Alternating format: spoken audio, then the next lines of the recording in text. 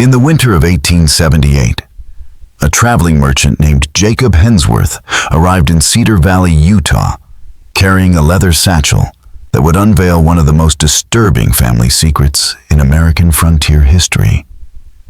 Inside were genealogical records, birth certificates, and private letters that exposed the true identity of the Fairmont family, a lineage that had posed as European nobility for over 3 decades while concealing a hereditary condition so sinister it shaped generations of calculated cruelty.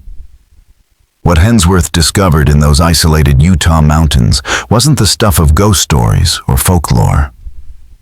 It was worse. The Fairmonts had deliberately cultivated the darkest aspects of human nature, passing down not just physical features, but a chilling, emotional coldness, a talent for manipulation, and a ruthless instinct for control. The documents he carried linked the family to disappearances, murders, and a meticulous campaign to eliminate anyone who came too close to the truth. But before we reveal how this legacy was finally shattered, make sure you're subscribed to our channel and drop your city or state in the comments. We love hearing from listeners across the country. What started as a routine inquiry into a family tree ended with the discovery of something far more terrifying, a bloodline rooted in darkness.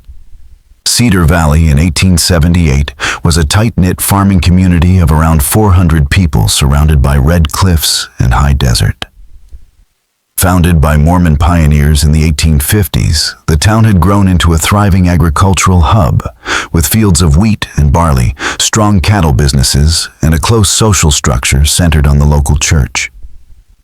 At the top of this society stood the Fairmont family. Their estate, over 3,000 acres of the valley's richest land, boasted manicured gardens, imported fruit trees, and a sandstone mansion perched on a hill overlooking the town. The patriarch Augustus Fairmont, in his early 60s, exuded aristocratic authority, claiming descent from English nobility in Yorkshire. He reinforced this with lavish furniture, elaborate family crests, and documents that appeared to confirm his lineage back to the 1600s. Augustus had arrived in Cedar Valley in 1847 with his wife Elena and their infant son Theodore. Wealthy from the start, they quickly purchased prime land and became central figures in the local Mormon leadership.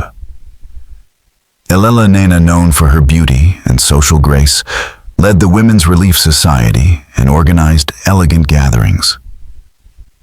Their children Theodore Marcus and Isabel were viewed as ideal examples of young adulthood. Theodore took over ranch operations and demonstrated his father's business acumen.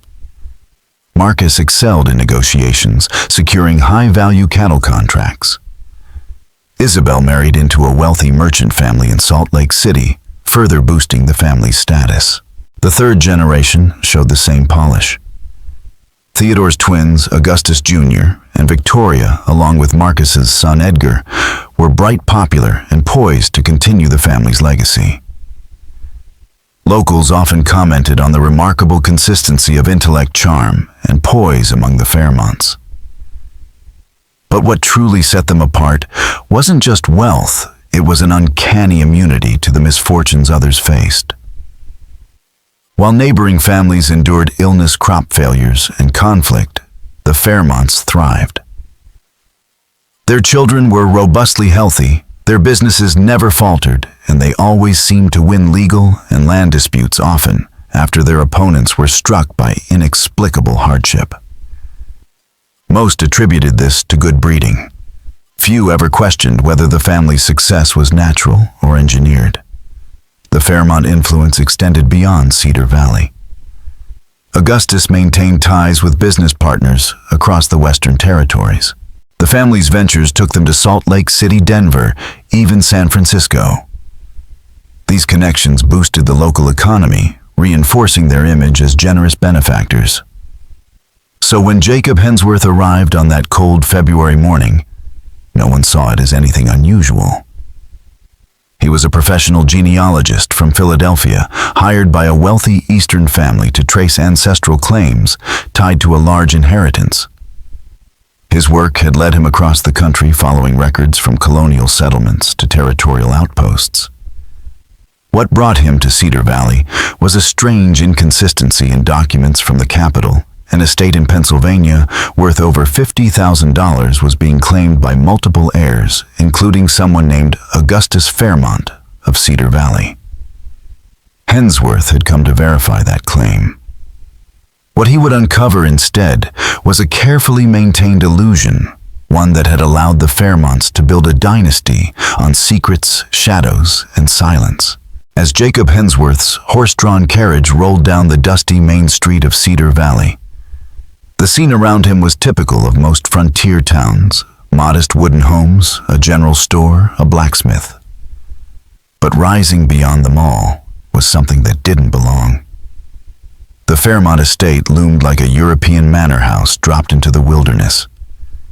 It was so out of place that Hensworth would later write in his journal that it felt like stumbling into a lost piece of the old world, untouched by time. His first meeting with Augustus Fairmont took place on February 15, 1878, in the mansion's study, a room that radiated refinement and wealth. Shelves lined with leather-bound books reached to the ceiling.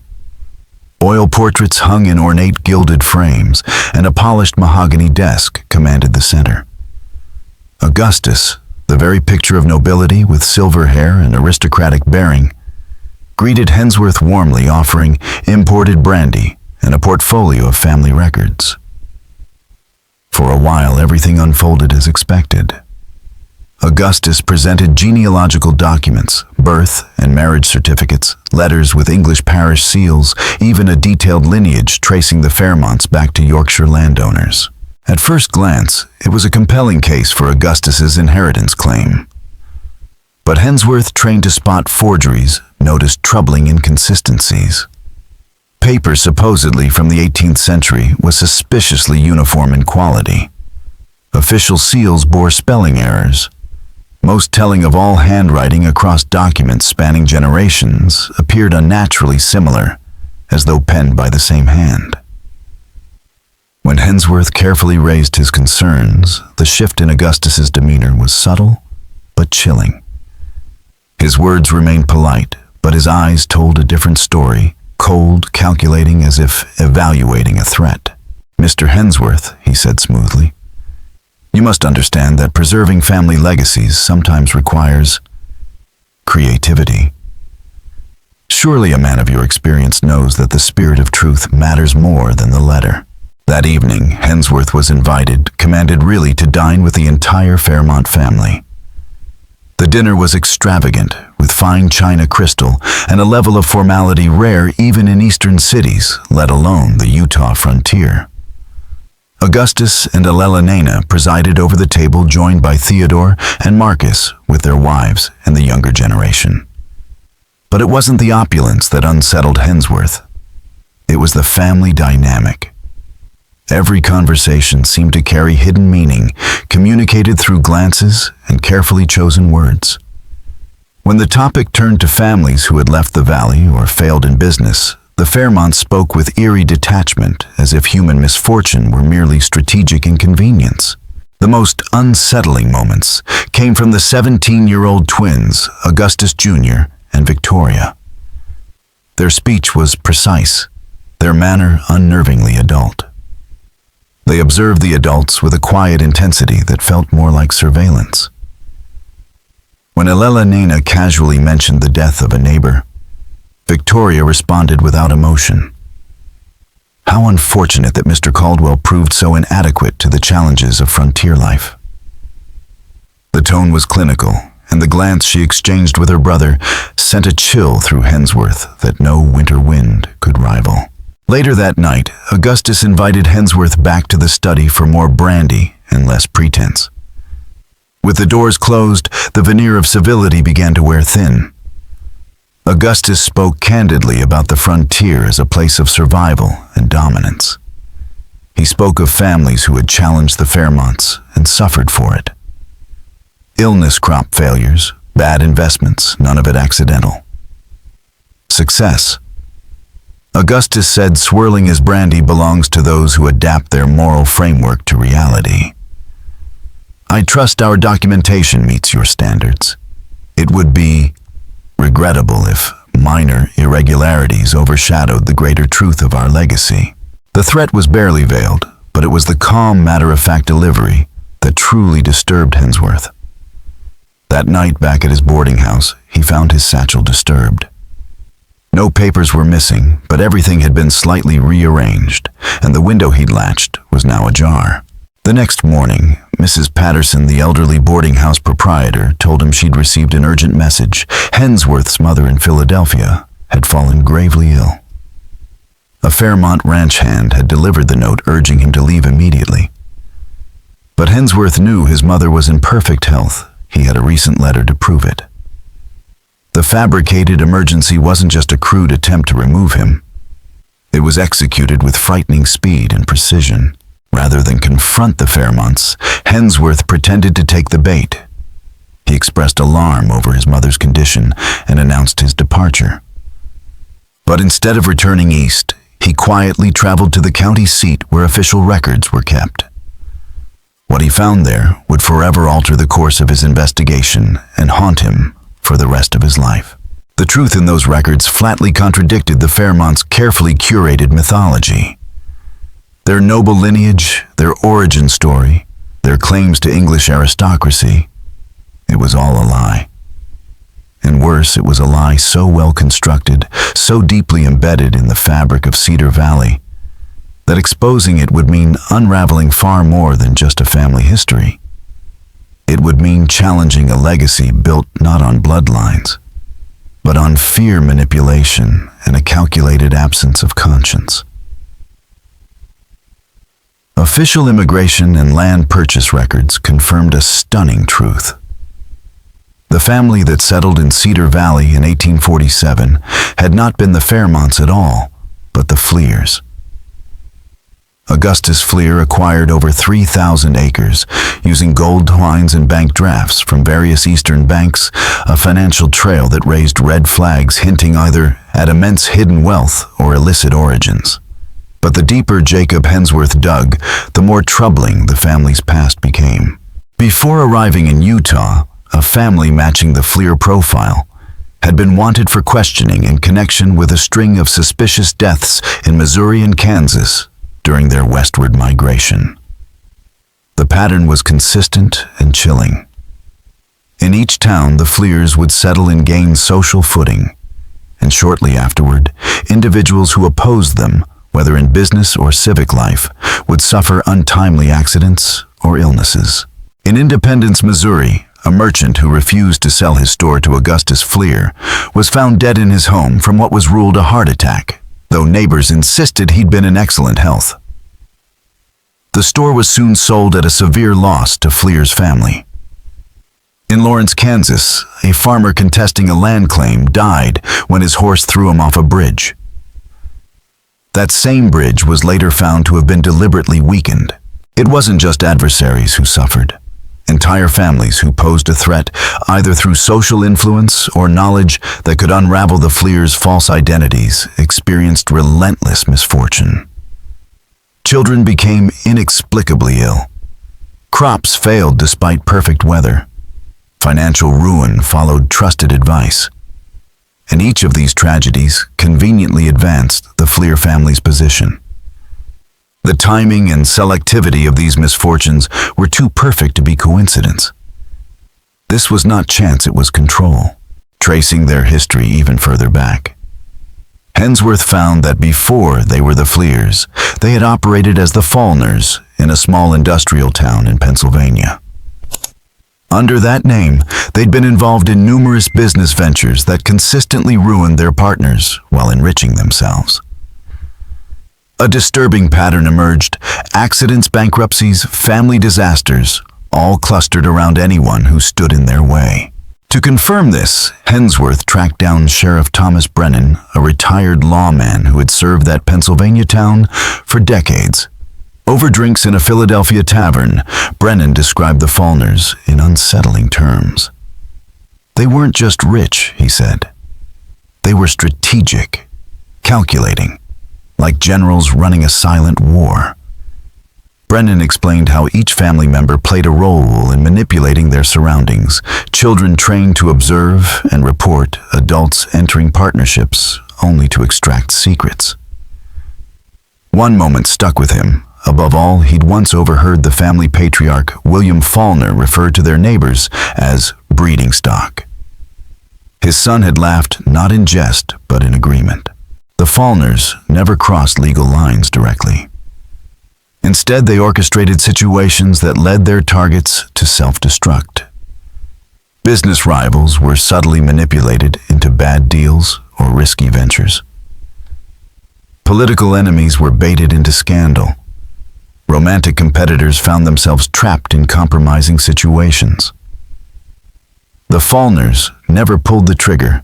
They simply handed you the loaded gun and waited for the inevitable. Even their child-rearing reflected this cold, methodical cruelty. Brennan recalled a moment when William Faulkner forced his crying 8-year-old son to watch a horse being butchered after it broke its leg. When the boy begged to save the animal, his father made him stand still until the tears stopped, then forced him to help with the slaughter. Sentimentality, William said, was a weakness they couldn't afford. The Faulkners disappeared from Pennsylvania in 1843, just ahead of a grand jury investigation into fraudulent dealings. Their exit was fast, efficient, and clearly premeditated. Hensworth realized that their transformation from Faulkner to Fleer to Fairmont wasn't just about changing names. It was a carefully executed system for reinventing themselves, complete with forged genealogies and constructed pasts. Augustus's pristine records were simply the latest chapter in a family playbook perfected over generations. Hensworth's findings painted a deeply unsettling picture. This wasn't about genetics, it was about cultural engineering. The family had deliberately cultivated a worldview that rewarded manipulation, cruelty, and emotional detachment. These weren't traits passed through blood, but through behavior training and ideology. Cedar Valley wasn't just the Fairmont's latest home, it was the crown jewel in a long campaign of generational conquest. Armed with this knowledge, Hensworth made the bold choice to return to Cedar Valley. Under the guise of presenting new documents that supported the Fairmont's inheritance claim, he re-entered the lion's den. His true objective was far more dangerous: to gather irrefutable evidence that connected the Fairmonts to their former identities and expose the full scope of their operations. What he uncovered upon his return was even more sinister than expected. The town that had once seemed idyllic revealed itself as something else entirely, a controlled environment where the Fairmonts ruled through quiet dominance. Every aspect of community life bore their influence: business, religion, governance, even personal relationships. Their control was not enforced through open tyranny, but through suggestion, social pressure, and carefully orchestrated misfortune. Hensworth began interviewing families who had left Cedar Valley over the past 30 years. On the surface, they'd left for common reasons: better land, new opportunities, economic shifts. But as he followed their stories through public records, a disturbing pattern emerged. Many had fled, not relocated. Take the Morrison family, prominent merchants, who left abruptly in 1865. Their son James had been investigating irregularities in grain shipments involving the Fairmonts. Days before he was set to present his findings to territorial officials, he died in a supposed hunting accident. Witnesses remembered him as cautious and meticulous, an unlikely candidate for careless firearm handling. Then there was the Caldwell family. They ran a successful blacksmith business until Robert Caldwell, the patriarch, suffered a sudden mental collapse in 1872. He began ranting about poisoned livestock and conspiracies among his neighbors. The community dismissed it as madness. But Hensworth found no prior signs of mental illness and plenty of reasons why Caldwell might have known too much. Every story led back to the Fairmonts.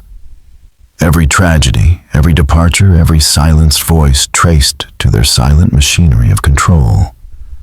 And now Hensworth had proof not just of who the Fairmonts were, but of what they had always been: Not noble settlers, but master manipulators, whose real legacy was the weaponization of fear, deception, and generational conditioning. What began as a routine investigation into an inheritance had revealed something far more chilling. A dynasty of psychological warfare embedded in the heart of frontier America. And their most dangerous weapon wasn't violence. It was the belief that they were entitled to engineer the world around them, no matter the cost. Here is your rewritten passage, streamlined and enriched for emotional impact, clarity and momentum, while preserving every critical plot point and narrative tension. Robert Caldwell's sudden spiral into erratic behavior shattered his credibility and forced his family to abandon their once thriving blacksmith business. While townspeople dismissed it as mental illness, Hensworth found the timing suspicious, especially since Theodore Fairmont acquired the shop soon after for a fraction of its value. Yet even that case paled in comparison to what happened to the Hartwells. In 1874, the Hartwell family lost everything. A year earlier, Samuel Hartwell, an outspoken critic of the Fairmonts, had blocked their proposal to expand grazing rights. Within 6 months, his prize bull mysteriously died. Their well became contaminated with industrial chemicals, and his teenage daughter suffered a disabling fall from her horse. Each event isolated might have been chalked up to misfortune. Together, they dismantled the family's livelihood. Struggling under the weight of medical bills and environmental devastation, the Hartwells were forced to sell their land and leave Cedar Valley in poverty land that soon ended up in Fairmont hands. As Hensworth traced these tragedies, a chilling pattern emerged. Every afflicted family had posed a threat to the Fairmonts through competition, political resistance, or knowledge that could unravel the family's carefully maintained image. But the most terrifying revelations came from the families that hadn't left at all. They had simply disappeared. The Petons, who ran a general store, were said to have moved to California in 1869. But no trace of them could be found in any records, and neighbors admitted the family vanished overnight, leaving behind personal belongings and family photographs. The Jenkins family, who had challenged the Fairmont's water rights, supposedly relocated to Colorado in 1876. Yet no town in the state recorded their arrival. Their home had been abandoned so abruptly that unharvested crops rotted in the fields and livestock wandered freely days after their disappearance. Just when it seemed the depth of the Fairmont's cruelty had been fully exposed, the horror deepened. If you're feeling the chill of this story, share it with someone who loves dark mysteries. Hit that like button and subscribe, because what comes next is even darker. Hensworth's most consequential breakthrough came from an unexpected ally, Mrs. Elizabeth Sterling, an elderly widow and one of Cedar Valley's earliest settlers. Frail and homebound, she agreed to speak with Hensworth after he convinced her his work could finally bring justice to a community long silenced by fear. Her journals, kept meticulously for decades, revealed a town ruled not by influence, but by surveillance and psychological control. The Fairmonts knew everything she said, her voice thin, her hands trembling as she turned the pages. Who was struggling? Who was cheating? Who had sick children? They used it all. Her entries described how the family leveraged private knowledge to manipulate marriages, destroy reputations, and pressure people into ruinous business deals. Every move was calculated, every outcome engineered. No threats, no violence, just the right pressure at the right time. But it was what Mrs. Sterling said next that truly shook Hensworth. The families who vanished hadn't left. They'd been erased. The Petons didn't move to California, she whispered. I saw Marcus Fairmont and 2 ranch hands loading something heavy into a wagon late at night. About a week after the Petons were said to leave, that wagon came back empty and scrubbed clean. She described similar activity after the Jenkins disappearance, and her journals detailed increased movement around old mine shafts and remote areas of Fairmont land following each family's vanishing. What Hensworth had suspected was now undeniable. The Fairmonts weren't just predators, they were murderers.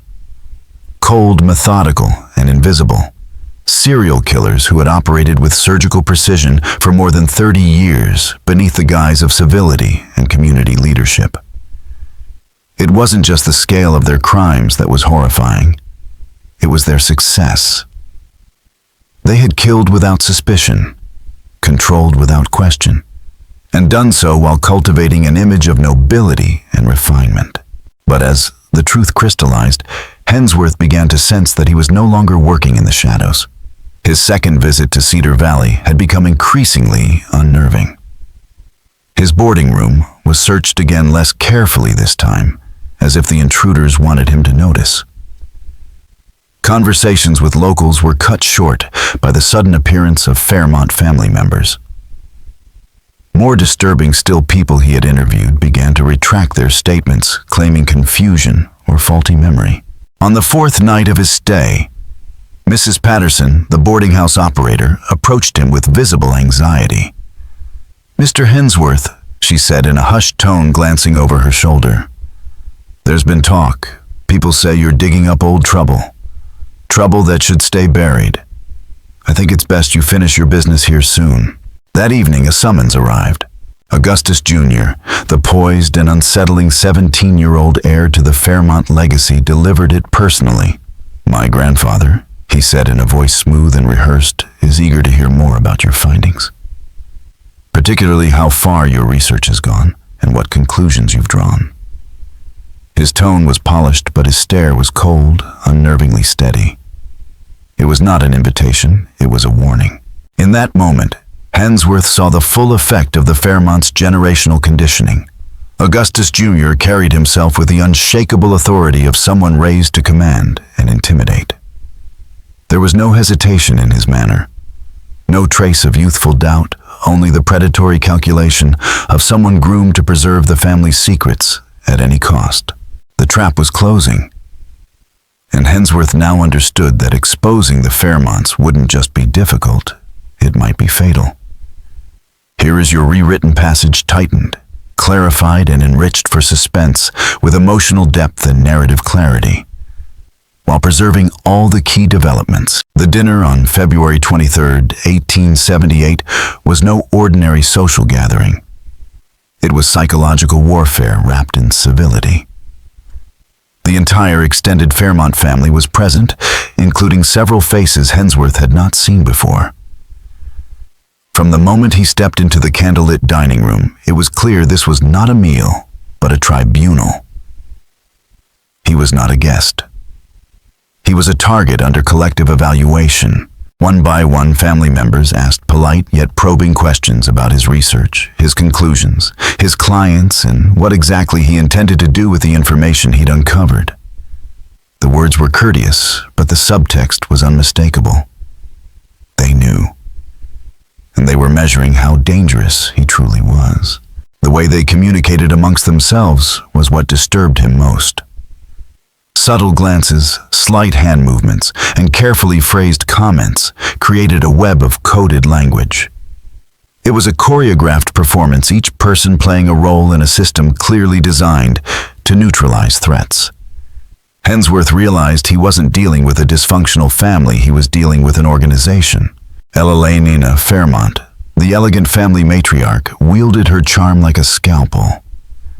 She disarmed with grandmotherly warmth while delivering thinly veiled warnings.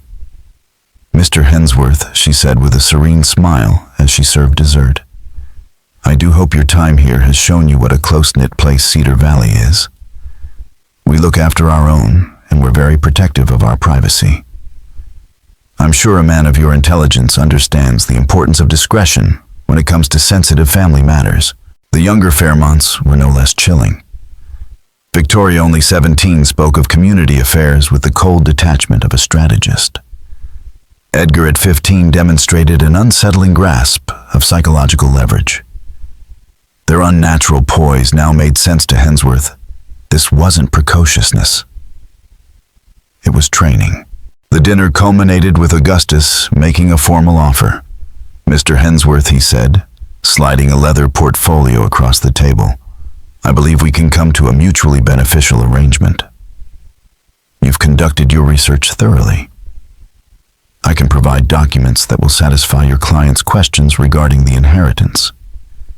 In return, I'm sure you'll agree that certain historical details are irrelevant to the matter at hand. Inside the folder was a set of freshly prepared genealogical records and a bank draft for a substantial sum. Compensation for your time, Augustus added smoothly. The message was clear: take the money, accept the fiction, and leave. When Hensworth refused, the atmosphere changed. The surface politeness remained, but the menace underneath grew sharper. Augustus's cultured tone stayed intact, but his eyes turned hard. I'm disappointed, Mr. Hensworth. I had hoped we might avoid unnecessary complications. We've invested too much to allow our standing to be undermined by misinterpretations of the past. Theodore Fairmont, Augustus's son, was blunter. You're far from home, he said flatly. As you probably noticed, accidents are common in frontier towns, especially for visitors who overstep. The threat was unambiguous, and with Theodore's imposing presence behind it, far more immediate. When Hensworth returned to the boarding house that night, he found his room ransacked. His notes, correspondence, and copies of key documents were gone. Only the materials he had taken to dinner remained. Mrs. Patterson met him at the door, pale and visibly shaken. They had papers, looked official, she said. Said you were under investigation for fraud and theft. I didn't know what to do, Mr. Hensworth. I'm sorry, but you need to leave. These people, this family, they have power. Real power. The Fairmonts had manufactured a legal pretext to seize his research. Without his documents, Hensworth had no evidence, only the word of a few frightened townspeople and his own convictions. Their attempt to buy him off had failed, so they escalated. Now, he was not just a threat to be monitored. He was a threat to be eliminated.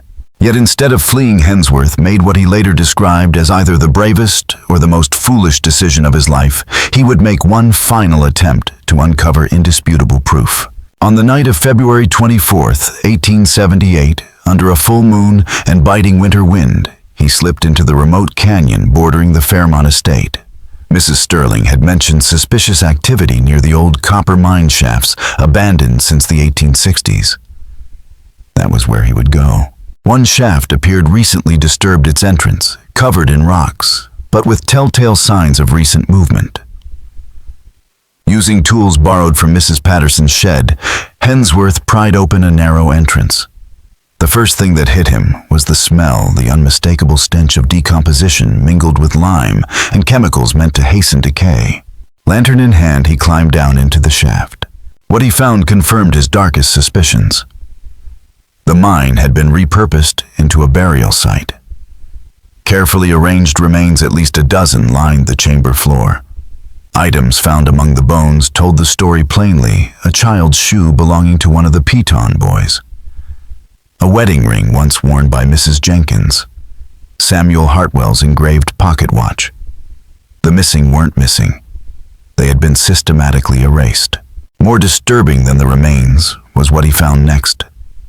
A ledger book sealed in oiled cloth hidden in a wall crevice. It was written in Augustus Fairmont's own handwriting. Inside, in precise clinical language, were entries going back to 1847. Each listed a name, a date, and a note under the heading, Necessary Eliminations. The final entry had no name, just a date, February 25th, 1878, the following day. And that was when Hensworth knew they were coming for him next.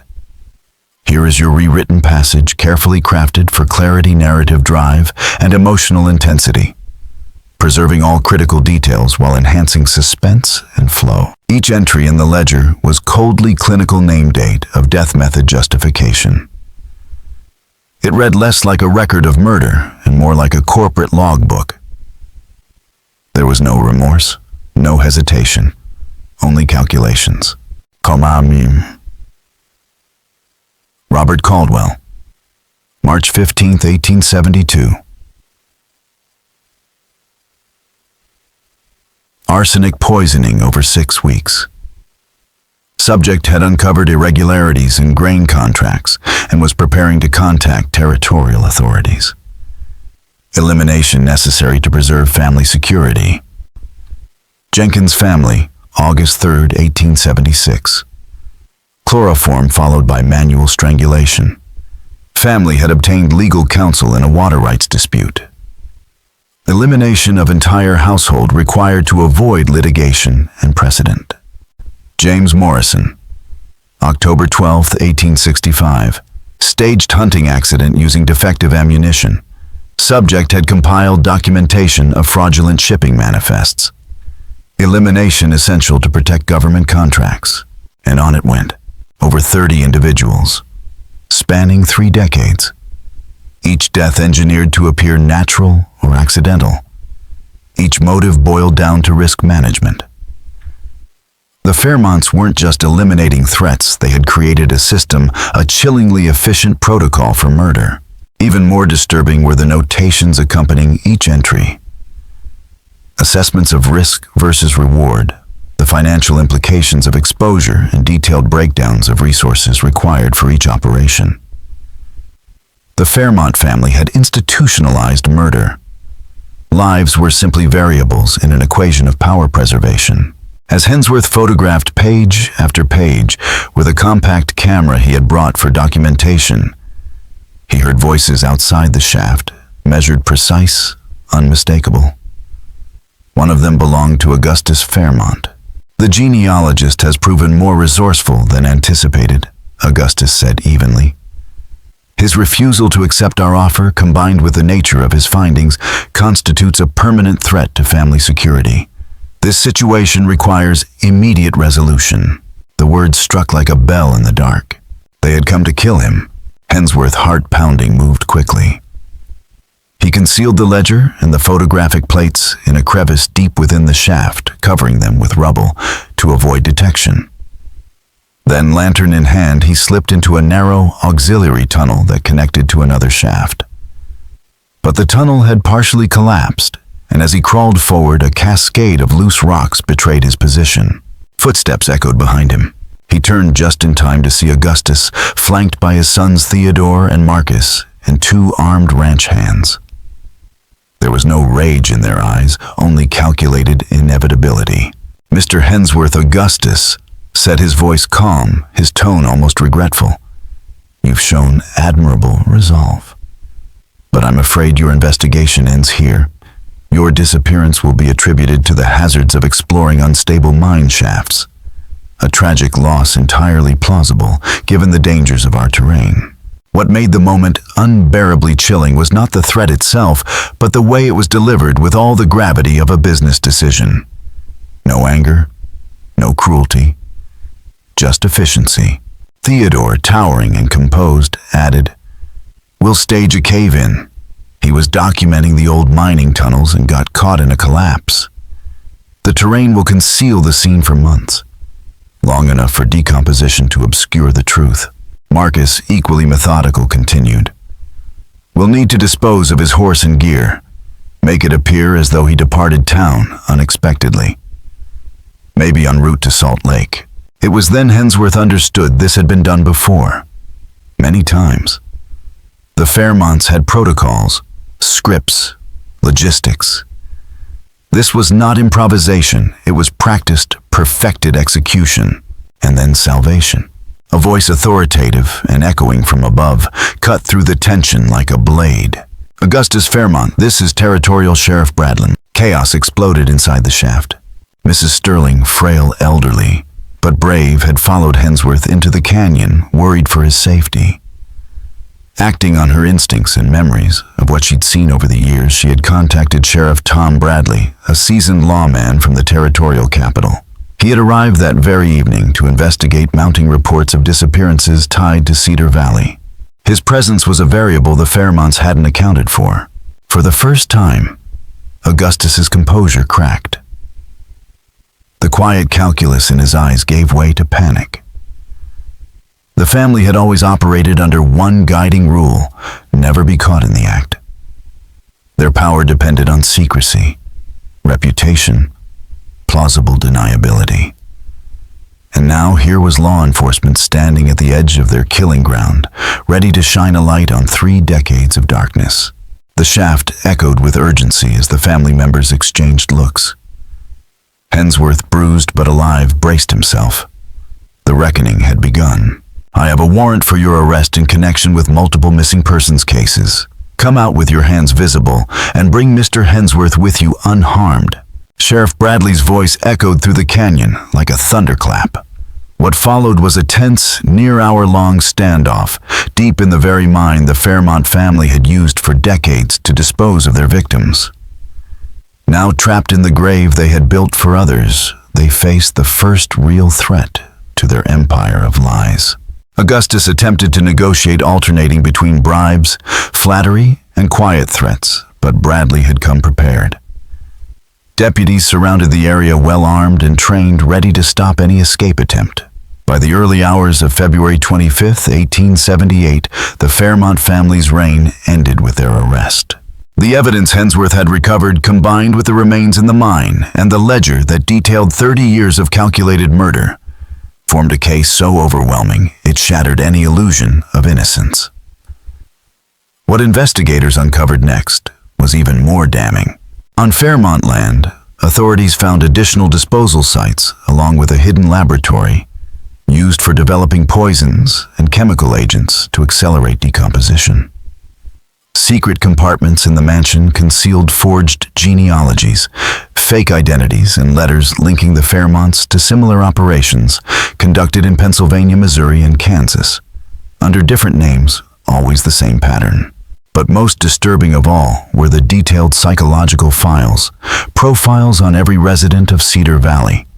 The family had documented personal weaknesses, secrets, finances, and fears, creating a catalog of vulnerabilities. They hadn't just manipulated people, they had studied them like prey. The trial began in Salt Lake City that summer and became one of the most sensational criminal cases of the 19th century. Newspapers from across the country covered the proceedings with morbid fascination. Here was a family who had pretended to be nobility while running a murder syndicate in plain sight. Testimony revealed the true extent of the Fairmont's internal conditioning system. How they had raised generations to believe that empathy was weakness and manipulation was power. The children had been taught to dominate, deceive, and if necessary, destroy.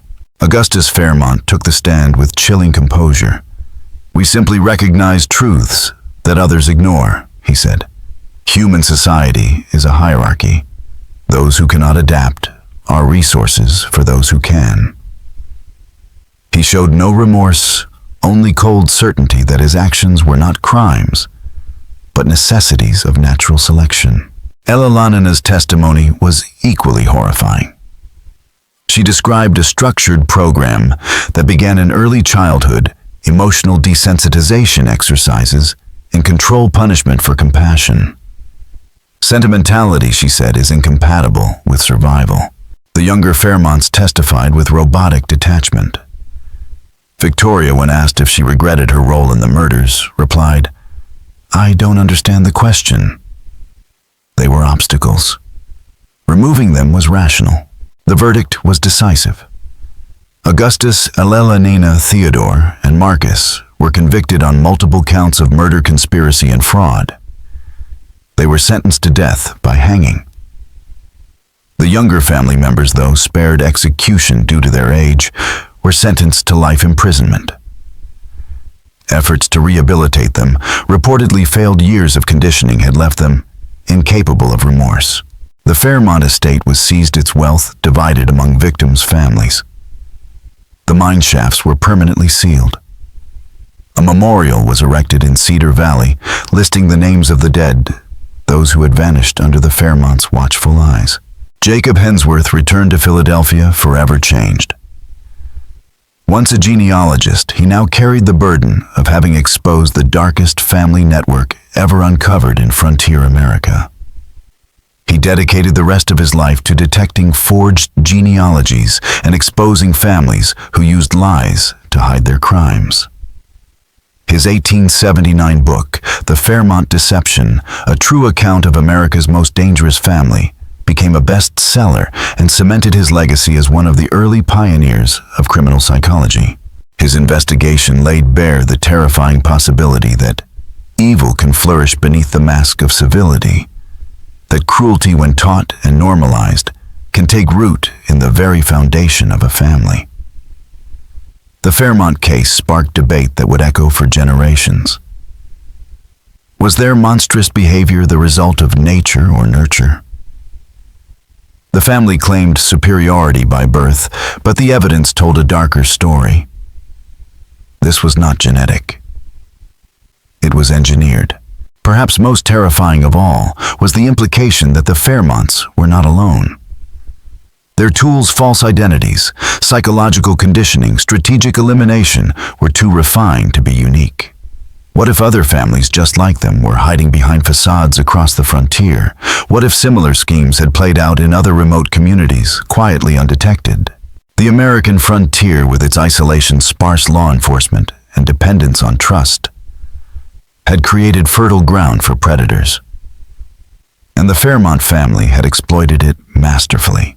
What do you think? Was everything truly uncovered about the Fairmonts, or did deeper secrets die with them? Let us know in the comments and share your theories. Could there be other families like them, lurking in the forgotten shadows of history? If you were captivated by this story, hit that like button, subscribe, and ring the notification bell. We have many more forgotten horrors to uncover from America's haunted past.